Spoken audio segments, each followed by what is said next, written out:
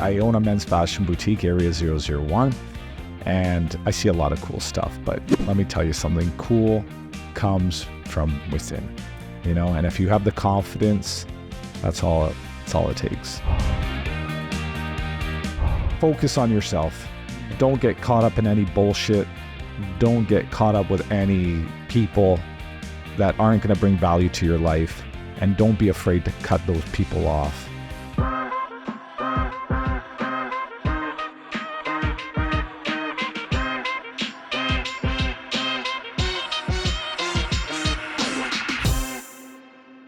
Sergio Senatore, welcome to the Millennial's Choice Show. Thanks for coming in here with you and your wife. We appreciate having you guys. Thank you so much for having me, guys. I'm a big fan of the pod. Thank you. Yeah. Appreciate it.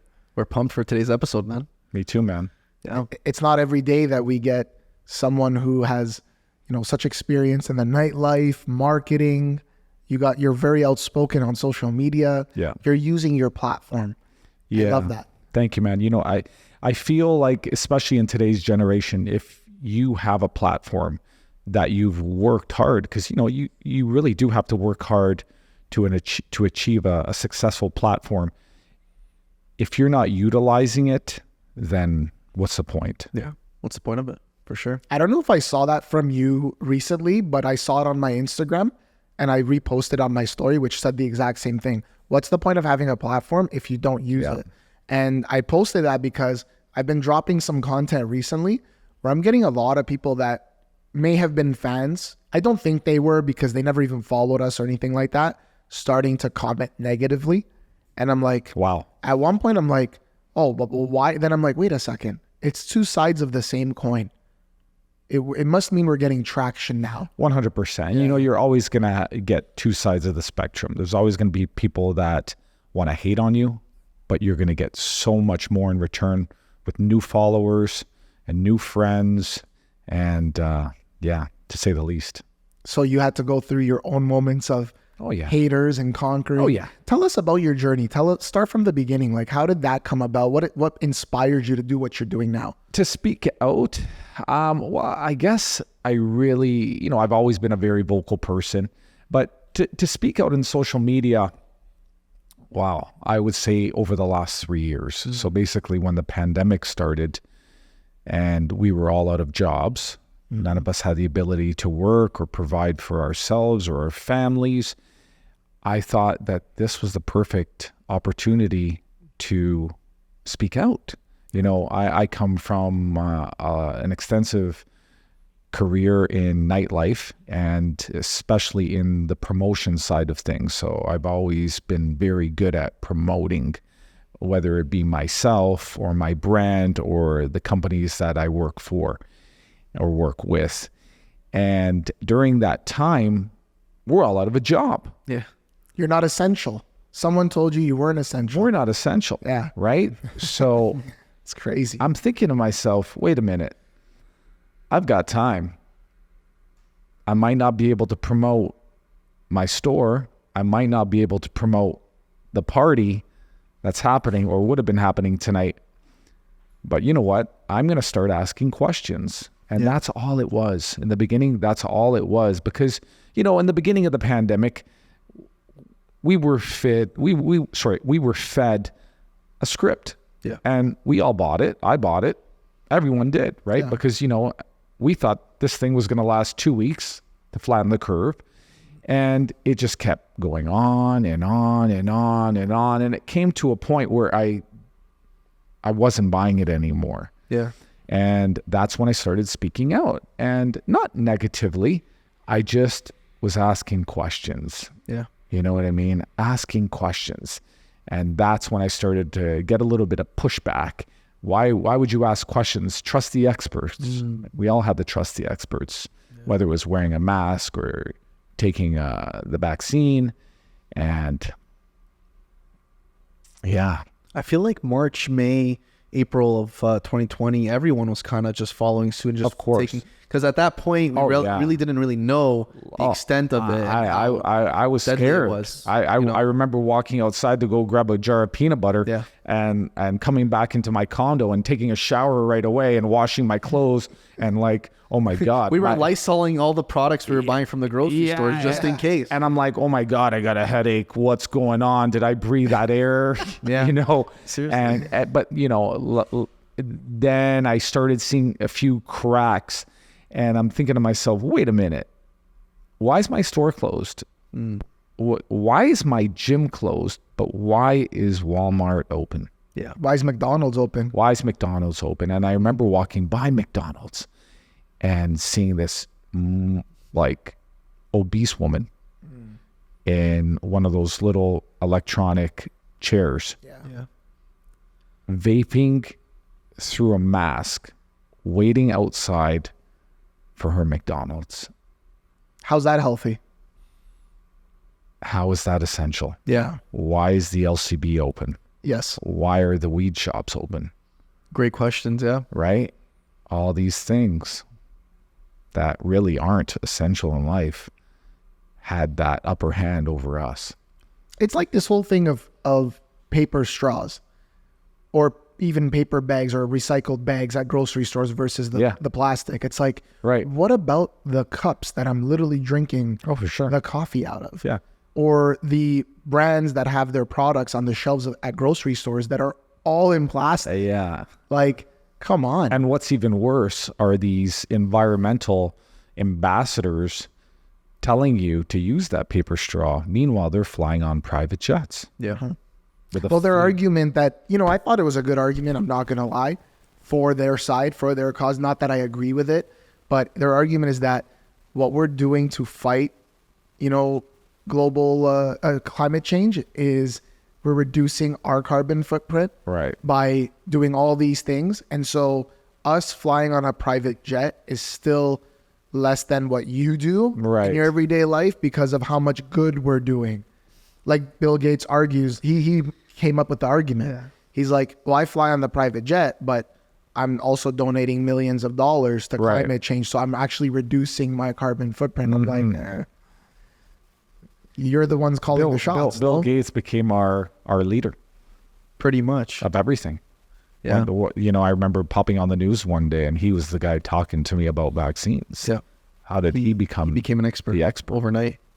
Yeah. You know, but anyhow. But so it started asking questions. Yeah, I started asking questions and... Did you get a lot of pushback from people? I got a little bit of pushback. I think a lot of people were afraid to talk to me, but I noticed certain people distancing themselves the more I did speak out. But I also noticed the other side, people that were small business owners messaging me and thanking me for using my platform. And that was really what touched my heart, was that people that, you know, might have 50 followers and, you know, maybe older generations that really aren't savvy with social media, they were reaching out to me and thanking me, saying, you know, thank you for doing this. You know, we know you have a large presence on social media and you're well known in the community. Thank you for speaking out. It means a lot. And that's when I felt like it was almost my duty to continue speaking out and asking more questions. And it just, you know, it just unraveled. And then more people started talking about it. And it was almost like a tight-knit community of people just asking questions. Yeah. And I feel like in anything you do, I'm sure when you guys are selling a home, people want to ask questions. Oh, yeah. All the time. Right? We encourage it. Yeah. Same with people that come to my boutique and, you know, they want to buy a designer piece. They ask questions. How is it made? Where's it from? Why is it this expensive? And you explain to them, this is what it's all about. No different than somebody wanting to come out and maybe wanting to celebrate their anniversary or a birthday party at the Bisha Hotel. You know, what can I do? Is there food? Is there bottle service? You know, asking questions. And that's all this was asking questions. And there's nothing wrong with that. No, there's nothing wrong with that. How would you say your mindset evolved throughout the pandemic, through the different, I want to call it waves of, you know, news and, you know, updates that we were getting as, you know, as people? I you know, as the pandemic progressed, I started losing a lot of trust in our government and most of all, the media. I didn't believe a word that came out of the media, the longer this went on. In the beginning, like I said, March 2020, I believed everything. I did whatever I could. I wanted to go back to normal, whatever that meant. I don't even know if we're back to normal yet. I don't think we are. I don't think we're going back to normal. No, don't there think is no so. more. This is the new normal. right? Yeah. And but in the beginning, I was like everybody else. I just wanted for this to be over. Yeah, same. I remember before the pandemic hit, I was sitting on a beach in Tulum. I'm looking at my finances, and I'm like, well, this 2020 is going to be a good year. Like, this is good. This is the year. I'm going to pay off my mortgage. This is good. And then boom. Dude, you know what we called 2020 at our annual Christmas gala? What's up? We have our clients there. We announce the vision for the next year. It's been a tradition we do. 2020 was our first full year as a group of companies now, completely independent. And at the Christmas gala, I said 2020, what happens when you go to optometrist? 2020 is you've got perfect vision, clear view. I go, that's going to be 2020. Yeah. 2020 vision. March 15th, we're at a shisha lounge. Go home, shut down. Remember for Sarah's birthday? Yeah. And Yeah. half of the shisha lounge is empty because people are like, What night was that? It was March 15th, 2020. And that was the day before the lockdown?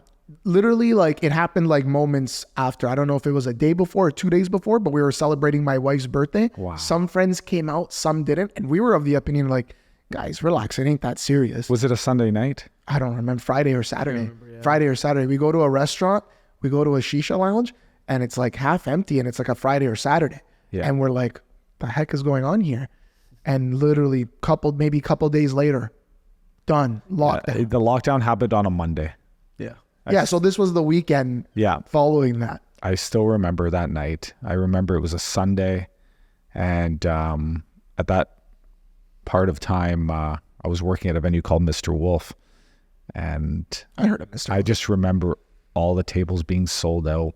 We went for a big birthday dinner at the Weston Harbor Castle, the top floor. The restaurant's gone now, probably because of the pandemic. I remember having this big birthday dinner with a friend. And I remember going on Twitter and just seeing tomorrow's the lockdown, and everything was just, okay, let's enjoy this dinner. This is the last one. Yeah. So I want to get into that though. So now this wrench gets thrown into our lives in the first quarter of 2020. Clearview year that we called it. Clearview 2020 vision. Same thing with your business and your life and all of our lives. Yeah. There's some businesses that failed, obviously. Some were not in their power to continue. Some were. Some people maybe just broke under the pressure, but you had to pivot. You had to adapt. Yeah. You started creating content. We started creating content. We bought an office. We started Good for moving you. different ways. Yeah, well, we took advantage of it. May 2020 or end of April 2020, we ended up pulling the trigger on someone on this unit because someone couldn't afford it. So we pulled the trigger. We came in and did what we needed to do. But what was it like for you now? You're on an island, on a beach, or you come back and you're like, okay, what do I need to do? Which way do I need to move now? How did you adapt? It was tough in the beginning, like for many. And, for nightlife, it was completely annihilated, destroyed, done. So there was no way around that, none. For my store, on the other hand, for the first few weeks, I just didn't go to work, stayed at home, like I was told by our government. But after a while, I started going back, at least just to go take care of inventory, because, we were still getting shipments from abroad, from around the world, and just basically organizing our shop, doing a lot of advertising, doing whatever I could. There were a lot of great clients at our store that were extremely supportive, that wanted to support a local small business. So I was doing deliveries, door-to-door deliveries. This is before the curbside pickup Okay. came into effect. I was just going to people's doors and delivering clothes. Nice. And then it came to a point where my business partner and I, we went to our landlord and we said, listen, We don't want to be locked down. You know, do we have your support? And being the business savvy and considerate landlord he was, he gave us the approval. He said, yeah, go for it, man. Fuck Doug Ford. Go for it. And What did he do exactly? we opened our doors. Oh, he let you open. We opened our doors. Did he help you with any rent concessions or anything like that? Yeah, you know, like we all helped each other during that time, but the fact that we were able to just open our doors was a blessing, and that helped us a lot, because there were a lot of people like yourselves and myself that were like, "Fuck this! I want to start living again." Adamson's barbecue. Adamson's barbecue, and The guy went all out. he went all out. Tried to destroy him, and Yeah, pretty much you know, shut him down. I didn't call CTV or CB24 to come, hey, I'm open. Yeah. I learned from people like that, you know, I'm going to keep this discreet. I'm going to message my clients privately, and I'm going to open this You have to be video. wise about it. Yeah, you know, I didn't want to be in the public eye and get shut down or get a fine. I didn't want that, because we would have been long gone by now. Yeah.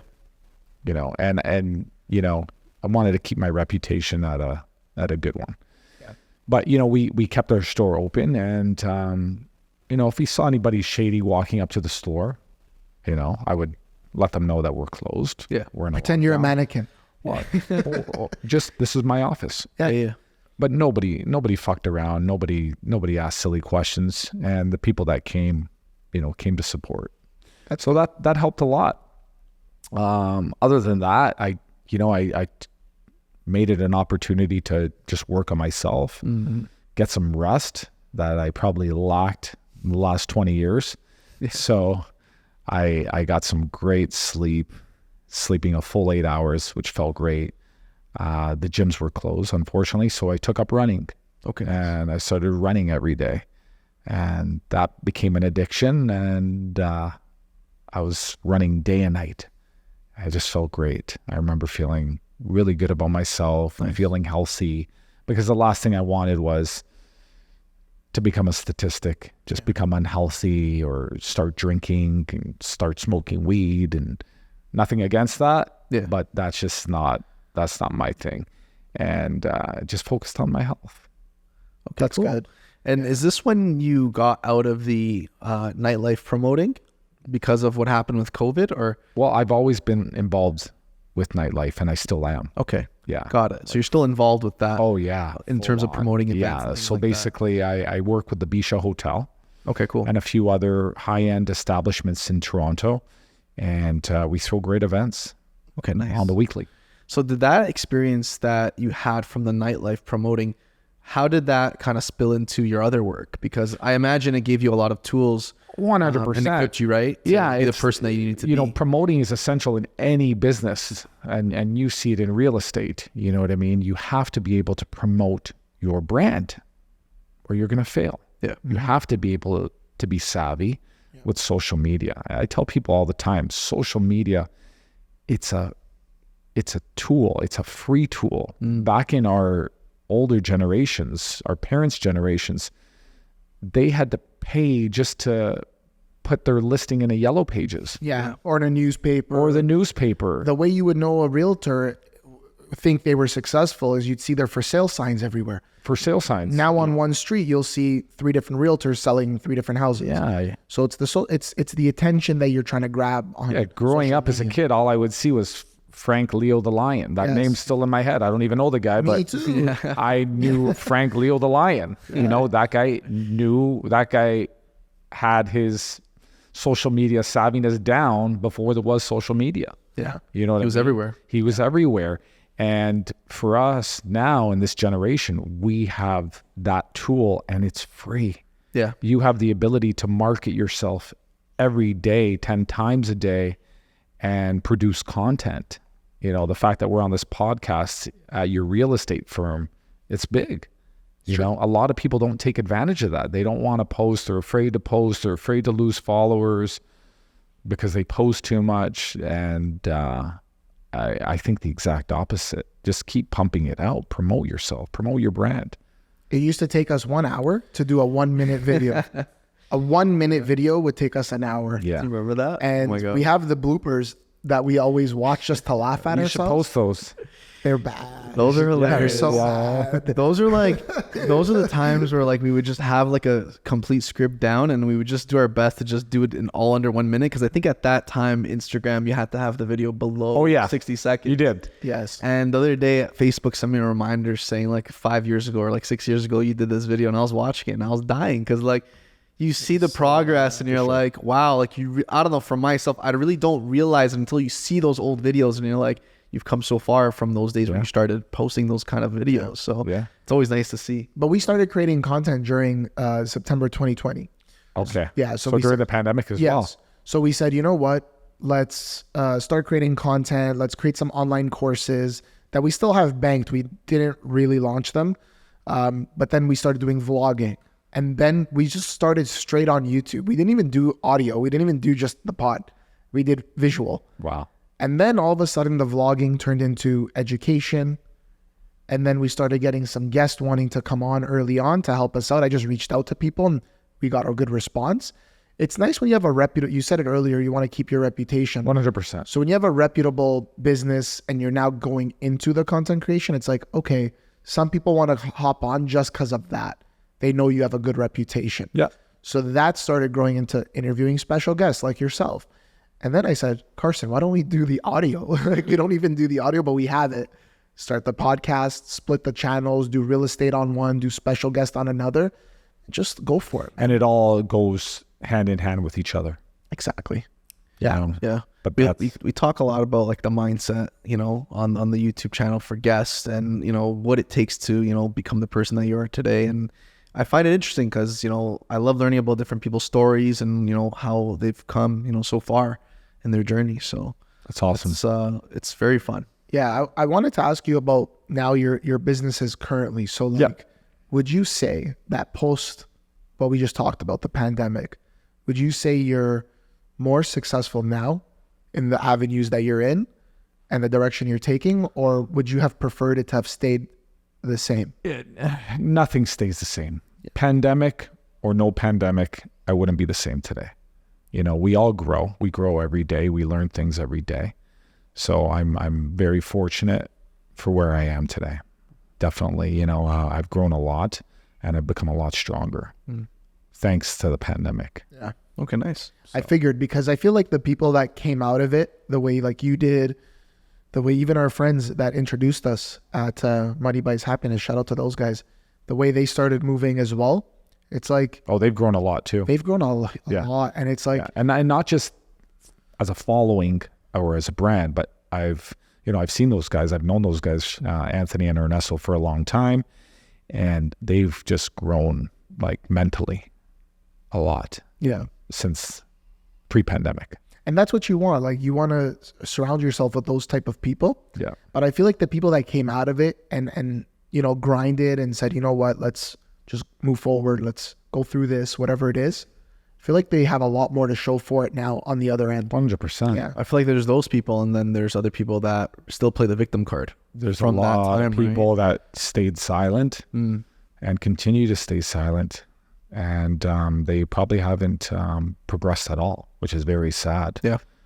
You know, and for me, myself, I almost have this bulletproof mentality where I'm not afraid of being canceled, you know, because the people that want to cancel me aren't relevant in my life.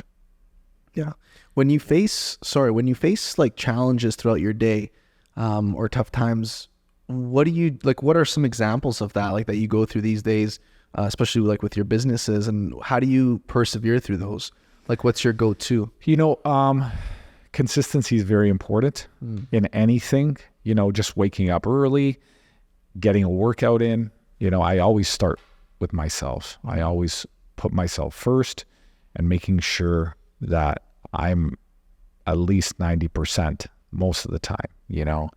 And you just go through those challenges. You're always going to face challenges, and you just can't let them get you down. You got to do whatever it takes not to get stressed out by a challenge. That's it. Yeah. Jing, is he telling the truth? He wakes up early. I I Awesome. believe Yeah, it. I that's my believe wife Jing, and I was fortunate enough. Silver lining here. I met my wife through the pandemic. it. What? Oh wow. Tell us about this. Yeah, Tell us about I met her through the pandemic. It was like when the opening happened. The partial opening. Okay. Like summer 2020, I feel like. I would say the end. Of summer. The end of that time. Like I think it was around August. I met Jing at one of my events at Coast. So the 44th floor of the Bisha Hotel. And she came out with one of her friends that night. And all it was a hello. That was it. And fast forward 2 years later, we're married. That's awesome. Congratulations. Yeah, congrats. But she's brought a lot of positivity to my life, and she's my number one supporter. Yeah. That's awesome. Very blessed. You guys want to have kids? What's that? You want to have kids one day? Time will tell. Yeah. Right, Jing? No rush. Time will tell. Timing is for those sort of things. I feel like timing will always be Time will perfect. tell. Like you'll know when the time is right. When it's meant to be, it's meant to be. Exactly. Yeah. Any advice that you'd give to, I don't know, maybe a 20-year-old Sergio? Oh yeah, there's a lot of advice. What's the best 20-year-old? What's the best advice that you could give If you could yourself? speak to yourself right now, go back in time. Focus on yourself. Don't get caught up in any bullshit. Don't get caught up with any people that aren't going to bring value to your life. And don't be afraid to cut those people off. I was actually having this conversation with my wife on the way here, saying, oh my God, we all make mistakes, and I really had a shady group of friends as a young adult. And some were great. And, we were all kids, so they weren't bad people. But, it's very important to surround yourself with good people. Don't get caught up on thinking you need a huge group of friends, because it's never the case for anybody. Have a solid support system, focus on that. But most importantly, focus on yourself, focus on your health, focus on your family. And yeah. I think a lot of people underestimate how your environment has a huge impact on you. Right now, these days, would you say that a lot of your closest supporters are your family, or are they friends, or Friends. mix? Yeah, Friends. My mom is another huge supporter in my life, but other than that, it's a core group of friends. Yeah, and some of them aren't even people that I've known for a long time. They say strangers can end up becoming your biggest supporters. yeah. And you could have had a friend since you were a child, and you could even have family that you grew up with that are your biggest haters. Yeah, Oh yeah. it's true. Usually they'll be the first haters. Yeah. Because they're the first ones that see what you're doing. Because they've known you for so long, right? So they're very familiar with that. Yeah. So as soon as you start to go out, What did Jesus say? Jesus of Nazareth? He's like, even like, what does it profit someone in their own city? Like they can't even be a prophet in their own city. yeah, because Jesus of Nazareth couldn't work any miracles in Nazareth. Was it Nazareth or Bethlehem? no, Nazareth, Because they knew who he him. was. They saw him growing up. They saw all whatever they saw about him. Yeah. And they said, who are you to say you're... They didn't have any faith in him. Yeah, Exactly. because they're like, we know who you are. You're just the carpenter's son. Who Yeah. do you think you are, saying that you're the Messiah? Or whatever. Sounds like Toronto to me. Yeah, Let me Sounds ask like- you something off topic, Yeah. like, there's no script, but just off the cuff. You believe in heaven or hell? I grew up in a Catholic upbringing. I was an altar boy. I even worked at the church, and I believe in good and evil. I'll tell you that much. I believe in good and evil, and there's a lot of good and there's a lot of evil out there. Evil And you is need showing both. itself. Yeah. You need both. yeah. You need to be able to hang with the evil. I feel like evil in of itself is just the absence of good, Yeah. right? So I feel like a lot of people that say, well, there is no God, right? But because there's all this evil in the world, well, I always say, well, I feel like when you see evil, that's how you know there is a Yeah. God, because what other standard are you using to judge, right, and measure And I believe we all have evil and good within us. You Yeah. know, we just can't let that one overpower the other. Yeah, definitely. But we all have the ability to be evil, For sure. you know, and we all have in our past. Definitely. I think just making mistakes on a daily basis, the wrongdoings are Yeah. part of that nature. That's life. That's life. That's life. And then you grow and you learn and you adapt from those mistakes. And I think that's what makes us better. Because I feel like if we were all perfect, you know, it would be like, what's the point, right? Like you're not growing, right? And that's something you can also teach a 20-year-old coming up. You know, don't be afraid to make mistakes. Yeah. Don't let them hold you back. Just learn from them. Don't make them twice. That's what I feel like a lot of, I don't want to say kids, but the younger generation's really struggling with. I feel like a lot of people that make mistakes, especially in school, you get penalized when you make mistakes on tests, right? You're given, you know, a bad grade or something like that, or you're reprimanded sometimes, right, for making a mistake. It's not really realistic with the world because we all need to make mistakes. How else are you going to learn? You're right. And I can't imagine what it's like being a young kid in today's society and what you're not allowed to do and not allowed to say. You know, when we were kids, we could say anything. Yeah, we might have got a smack here and there, but imagine being a kid in today's society. Yeah. Well, one of our cousins just messaged me. He's 16 years old and he DMs me and he goes, how are you? Whatever. And we start talking and he goes, yeah, I'm really stressed out. I go, what are you stressed out about? He's like, school. So I literally said to him, I go, don't sweat it too much. It's not that serious. Yeah. Like I'm speaking the truth. I'm not bullshitting anymore. Yeah. You know what I mean? And he goes, well, what do you mean? I go, what I mean is do the best you can. That's all you can do. He goes, okay, but what's something I can deal like with my my stress? Like what can I do to deal with my stress? I said, start every morning by being grateful. List what you're grateful for. Remember those things. He's like, oh, wow, that's a good idea. And then I start speaking to other parents and stuff like that. We've become parents recently. And I said, hey, like, are you guys experiencing this in your schools? Apparently, they're throwing so much work at these kids that they're coming home and some of the parents are like, we don't even have time to sit with you and do all this homework. But why are you guys throwing so much work at our kids?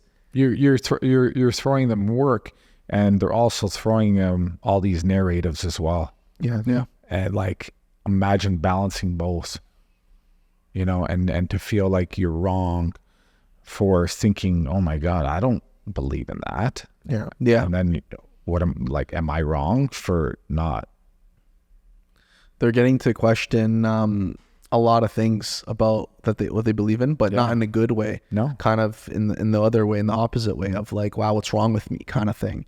That's what I see at least. But it's crazy how these days you're just, as a kid, I don't blame them. No. You know, I remember when I was in school, I felt like it was the end of the world if I didn't get into university. I felt like it was just going to be, I don't know. Failing your G1, you're like, oh my God, remember? You're like, it was oh crazy. my God. Oh my God. If I fail my G1, What am I going to do kind of it's thing. over. Yeah. You know? Like you really do. I don't know. I felt that at least going to school, and I felt like it was over. Like if I failed. barely got out of high school. So Yeah. But yeah. but now it's the kids are okay. Let's switch over to the girls, right? The girls, there's the young girls. There's so much pressure on them to look a certain way, to act a certain way, and it was like back in the day. When I was speaking with my wife about this, I said, if a chick just wore TNA pants, guys were like salivating over that. Yeah. You know, TNA. I don't even know if they're still around, but TNA pants was like, you're not The that yoga innocent. pants. Yeah. Now it's like girls are in high school getting Botox, doing crazy things. And I'm like, with their $1,000 phones. yes. We didn't that's- have phones. We didn't have them. I had the Motorola flip phone. Oh, we didn't even have phones. If you had the Razor was like, you're we had a pen. And we had a pen and paper. It was literally yesterday, I think it was. We were on a walk, and I was wearing a jacket. It was pretty windy. It was pretty cold for fall, right? And there was a girl walking, younger girl. I think she was maybe like 16, 17, wearing a crop top, no jacket, nothing. I'm like, how do you explain that? Yeah. You know what I mean? But she had the $1,000 phone. Probably AirPods in and whatnot. And I'm just like, it's so sad. shitty though. It's very sad because you're just like, they're pushed to have to, be living like that. You know what I mean? Or else you're seen as somebody that's, you know, just not in touch with society, or It's horrible. whatever the case is, right? Yeah, we talk about like the benefits of social media, right? But there's also the negative impacts of social media and getting caught up scrolling every day. And that's something I'd advise, once again, to the 20-year-olds out there. Don't wake up and stare at your phone. Get up, have a glass of water, you know, get your day started. And then, you know, you want to put in that work, go for it. But it's just that scrolling mentality and swiping mentality. It's toxic. It's that dopamine hit, though. That's the problem, though. It's so toxic, and I feel like you need to get your dopamine hit in a healthy way, like through working out.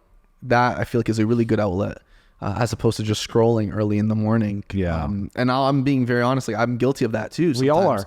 Where it's like I realize, but here's the thing though. Recently, I've been catching myself, and I'm like, I'm scrolling, and I'm like, stop! It's so early. What are you doing? It's very bad, and not just bad mentally. It's very bad physically. I go see a chiropractor now, to like fix this pain in my neck, and it's partially due from doing this all the time. You know, it's horrible.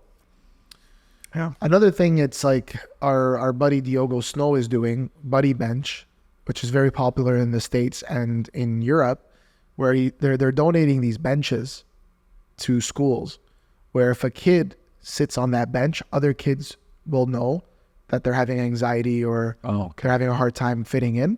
And so other kids should go there and sit beside them and talk to them. So I think another thing that the younger generation struggles with is just talking about their problems.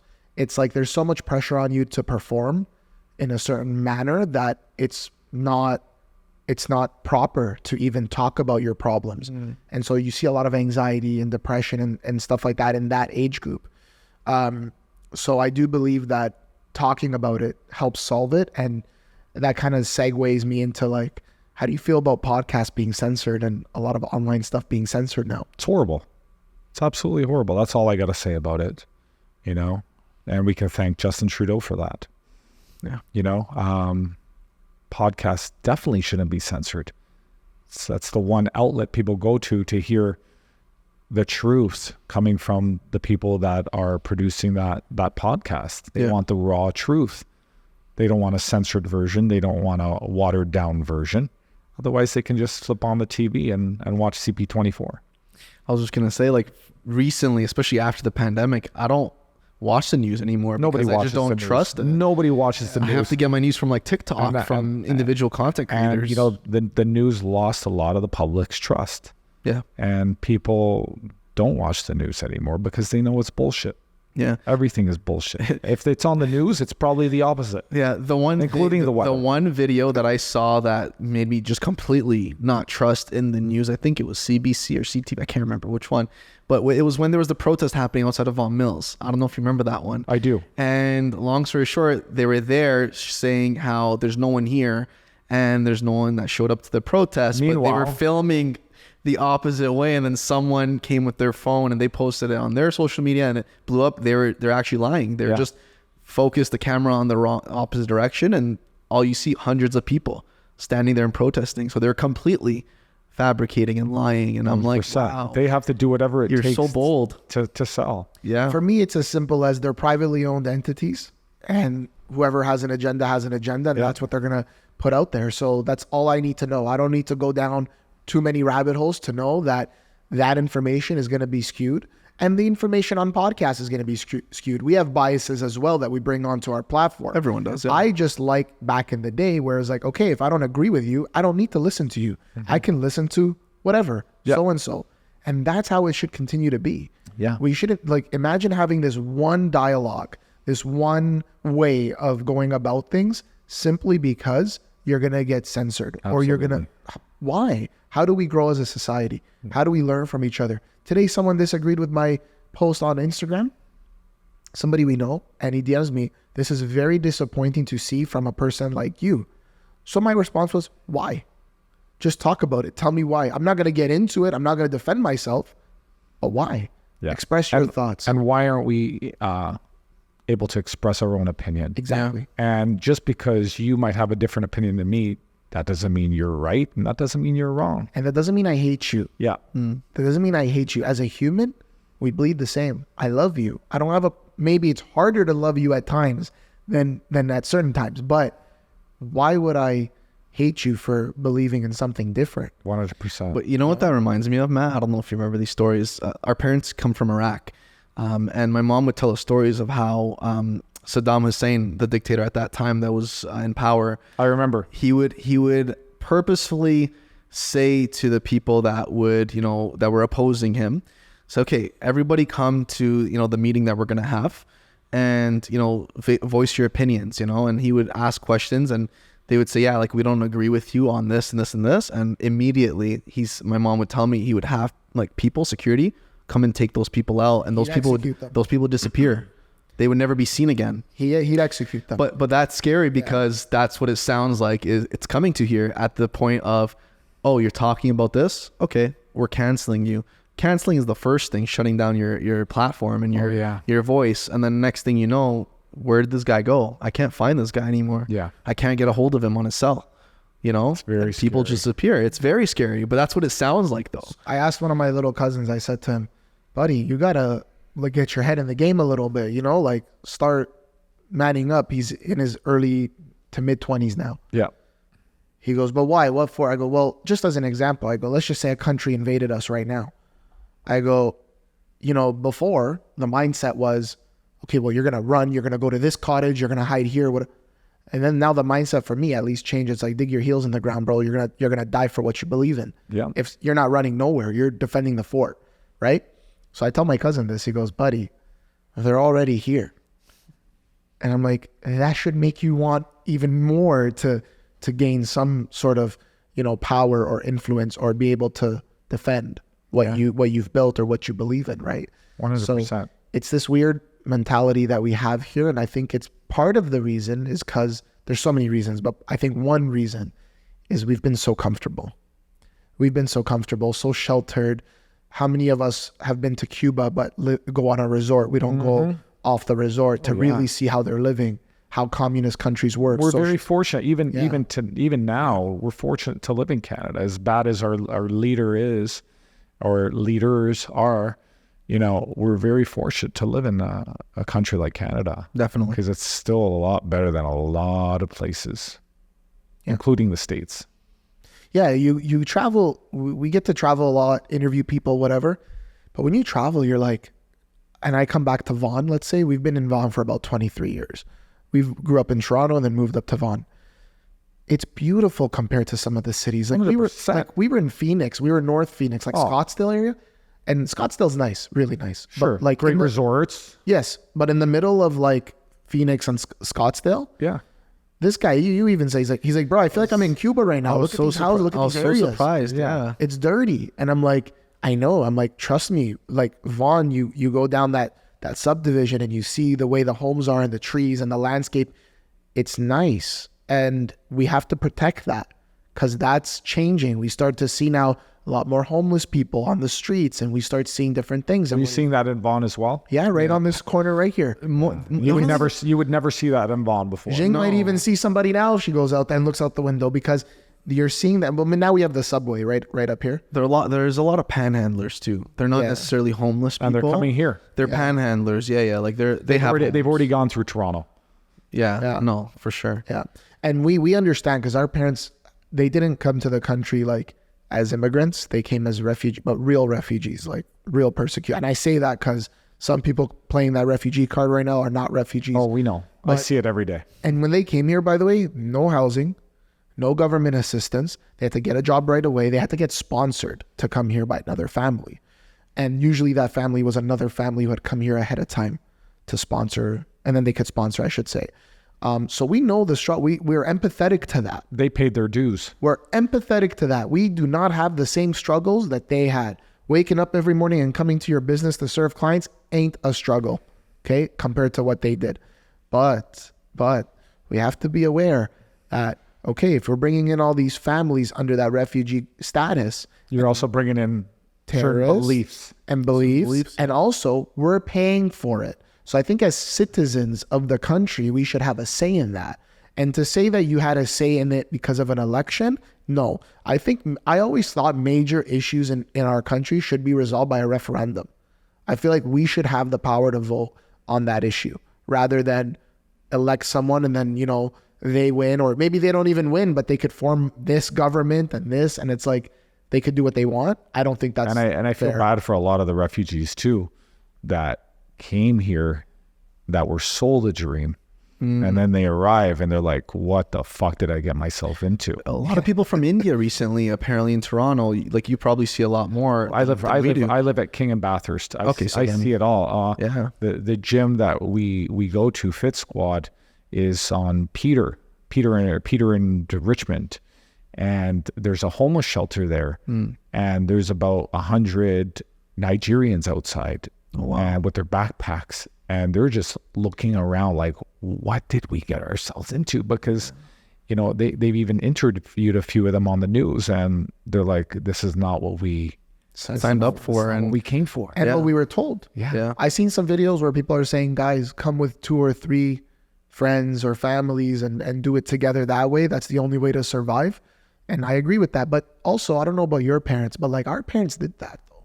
Our parents came from my grandparents came from Italy. Yes. During World War II. So when World War II ended, and my grandfather was in the war, and my grandmother worked in a bullet factory. But once the war was done, they were both out of work. Yeah. So they came here, and like your parents, they paid their dues and started from virtually nothing. My grandfather came here first, and I think he went to Sudbury first. Okay. It wasn't until his cousin, who was living in Buffalo, came and picked him up and brought him to Toronto and said, "See, you don't want to be at the Sudbury." Yeah. He's especially at that time. sleeping on a mattress in the freezing cold. Like, You don't want to be in Sudbury now, huh? No disrespect. Yeah, no, you don't want to know Sudbury now. It's far. Yeah. Like, Yeah. So, but you're right. It was a different time and a different generation. different mindset. They're so strong, those people. If we're fortunate enough to still have them around us, you look at them and they don't complain. No. They just grinded all their life and went through whatever they went through, wars and things like that. But real stuff, real problems like survival. It was next level consistency. I was just gonna say, like, it was survival in a sense where if they didn't go get up and work, like they're not eating. Nope. Like you're Your not family's eating not food. Yeah, and your family's not eating, so there's your back's really up against the wall at that point. And I feel like that's a good thing though. Like even when we're talking about the pandemic, looking back now, it was actually, for those people that took advantage of it, used it as an opportunity to grow personally, right? Otherwise, if we're very comfortable, there's that saying, easy times breed for weak people, right? And then when tough times come, those people are not equipped at all, which is what I think is happening right now as we speak. They were real men and real women. Yeah. Exactly. They did what they had to do and they took care of each other. Yeah. They served each other. There was a sense of community. You notice now when we work on a building, for example, we try to get really intimate with the building, like not in a weird way, but like we want to understand what makes the building, and it's what makes it special. Yeah, and it's usually always the people. It's not the amenities. It's not who's building it. It's not the story behind it. It's not the marketing collateral. It's really who's going to be buying into this. What kind of community is going to be, created? And I feel that we're moving away from that. It's every person for themselves. No one's thinking about this person next door who could be struggling or whatever the situation might be. And so without a sense of community, like you walk around your neighborhood and you're like, who's this person? Who's that person? And you have this kind of almost insecurity. Even in our neighborhood where we live, I'm like, I want to know who's living here. Like I want to know so that we could be stronger together as a community. And there's a few people that stick to that. But for the most part, it's every person for themselves. Very selfish mindset. Yeah, definitely. I think that also has to do with a lot of just people believe in a lot of different things here. Like we're a really huge melting pot. And as a result, they just don't want to associate with people who don't have similar views. But I disagree with that because I think we can have different opposing views. You have to. And we can still be friends and still have a community, right? Listen, everything I say or post isn't necessarily right all the time.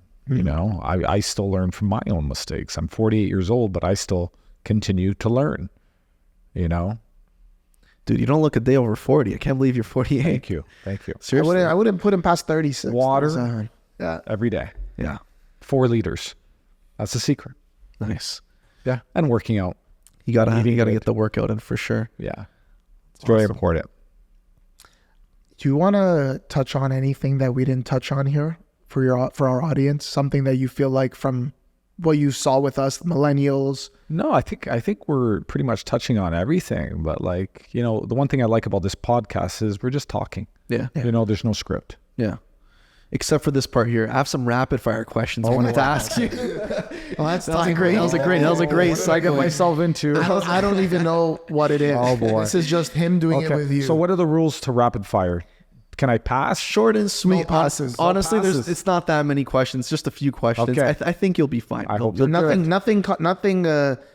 Nothing you'll want to pass on. Yeah, nothing that'll throw you off. Yeah, I yeah. promise. Okay. Yeah, nothing. I hope too so. I haven't crazy. seen these ones. So, how do you define cool or what's in? Oh, right cool. Okay, I own a men's fashion boutique, Area 001, and I see a lot of cool stuff. But let me tell you something. Cool comes from within. You do not need to be wearing designer, although it helps. You do not need to be wearing designer to be cool. You don't have to be wearing anything to be cool. Cool comes from your mindset, and if you have the confidence, that's all it takes. That's awesome, man. I feel like a lot of people need to hear that these days, especially people that are spending thousands of dollars on designer brands with money that they don't have. There's people out there that are wearing head to toe designer and it looks silly on them, and there's people that are out there wearing a vintage t-shirt, and if they've got the confidence and the swagger, then they're as cool as it gets. Damn it, Carson! Take this Rolex away from me. It's a nice watch. Also, Thank you. It's a gift to myself. You should Yeah. love yourself. Yes. all right. else you got on Number that 2. list? One word to describe your approach to branding and lifestyle creation. Okay. One word. One word. And all Content. stuff. Content? Okay, awesome. What do you mean by that? Just content. Get as much content out there. Like I said, you might take a photo, post a photo yourself. You might regret posting it, but who gives a shit? Just produce content. Promote your brand. And in order to promote your brand, you need content. Nice. I like that. You are the brand. You are Yeah. the brand. Ultimately, Do you? yeah. Do you? And what you're good at. Yeah. For sure. And last one, if you could talk to your younger self, what's one piece of advice that you'd give them? I know we kind of talked about that earlier. Maybe to shift the question a little bit, if you had anything to say to the young audience listening to this or watching this on our YouTube channel, what would you say to them, given what's going on in the world today and, what they're facing and what challenges they're facing? I don't want to sound cliche, just never give up. You know what I mean? There's highs and lows in everybody's life. Some of us are blessed in some ways, and some of us are lagging in other ways, but we all have problems. Doesn't matter how much money you have or what car you drive or what watch you wear. We all have problems and we're all struggling, and just to power through them every day, Awesome. Thank you. There was another one you wanted to ask.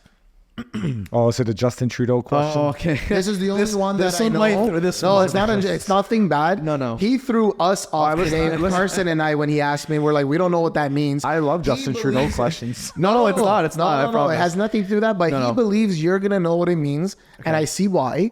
But Yeah. we have like a little internal bet that this clip is gonna get edited out because you're not gonna know what it means because we didn't know what it meant. Okay. But we could totally be like just living under a rock. So let Danny All right. go ahead and Okay. ask. Serge, would you say that you have Riz? Riz? Yeah, Riz. What is Riz? Thank you. Yes. What is Riz? Riz, you know? Who is Riz? Riz, you got that charisma. Riz. Yeah. I don't get it. I don't Charisma. get it. Yeah. It's what the young people are talking And about. yes, he does have charisma. You I saw know, what I know he you. did. I know you have. I know you definitely got Riz. You gotta have charisma. You gotta have charisma. Or Riz, Yeah. in other words. You gotta be able to sell it. I don't know where this guy got Riz. I don't get it. But Come on, man. that's what happens when you're still in your 20s. I wanted to ask one thing before the final words and stuff like that, but you have a lot of experience, a lot of great content.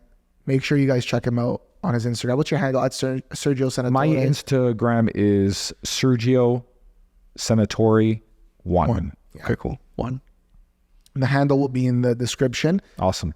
But we like to ask, we interview all kinds of people. We have a lot of mob guys on the channel. We've got like all kinds of people, politicians. But what's a regret? What's something in your life that you look back on, you're like, I don't want to live with regret, but this is something I truly regret in my life? Regret. Wow, that's a good question. I regret taking things too seriously. I regret being too hard on myself, because as years progress, you realize that, wow, we all went through that, So once again, to the younger generation, don't get so down on yourself, because the next day is just going to get better. Yeah. Better days are ahead. Yeah, definitely. Even now, speaking on the real estate side of things, people paying so much higher interest rates, and it's happening globally. Like this is there's an agenda here, but regardless of the agenda, just do what you can. Look at what the media portrays about real estate right now. I know. I know. Prices are up year over year. And they always show the worst. Of course. You can get this basement and apartment for $3,000 a month. We have so many articles, and they're all from CBC that we're going to be going through today, hopefully. And it's like, you can't post the positive stuff. You can't post like, they need the clicks. Yeah, you can't post that, how this person did or this person did and what's going on and the inspiration. You got to post the person who called you and said, I'm going to pose this negative pose in front of this and do this, and let's get some clout for 15 seconds. Yeah. Like, they need the clicks. They need the views. Need the clicks. CBC bought and paid for. Yes. Yeah. I know. It's terrible. But yeah, better days are ahead, guys. Like, just you don't have to tune in all the time. Like, shut it off sometimes. Sometimes ignorance is bliss. Yeah. Shut it off. Focus on yourself. Go for a walk. Get your steps in. Drink your water. Smile. Have a nice glass of wine with your wife. And enjoy the day. Sergio Senatore, thank you so much, man. This was awesome. Yeah, thank you. We appreciate your time coming down You here. got to get me on with one of the mob guys next. That sounds exciting. we have them on. I want to hear some mob stories. Oh, man, we have them on. I have a few. Yeah. Yeah. Next time. Next time. Sure, you don't want to jump in right now? No. We're good. We're good. I gotta wear one of those face disclosures. It'll just be dark, and your voice is muffled. Yeah. I like that. Next time. But then we'll give it away because we'll pop up your name. The handle. You guys dropped the ball on that one. Thank you, Sergio. Thank you. We appreciate you and your wife coming in. Jing, Appreciate thank you. Thank you. We'll have you on next time again. Thank you, guys. Keep up the great work. Thank you. Appreciate it.